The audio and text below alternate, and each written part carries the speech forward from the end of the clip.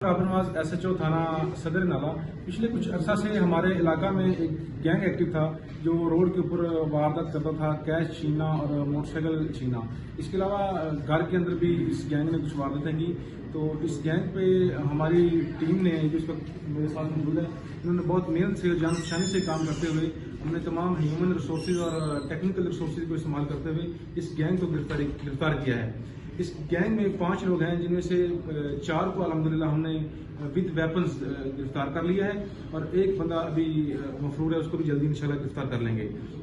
तो आए दिखाते हैं आपको, ये वो लोग हैं, 4 बंदे जो हमारे इलाके में एक्टिव थे, वारदात कर रहे थे। और ये वो मेरी टीम है जिन लोगों ने इस गैंग को गिरफ्तार किया है।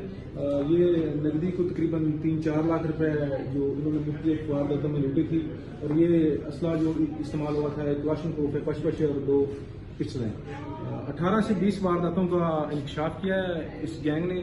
तो इनको जेल भेजा जा रहा है, और जो इन्होंने लोगों से वारदात के दौरान पैसे या मोटरसाइकिल छीनी थी वो रिकवर हो गई है अल्हम्दुलिल्लाह, जो अब मालिकान के हवाले की जाएंगी।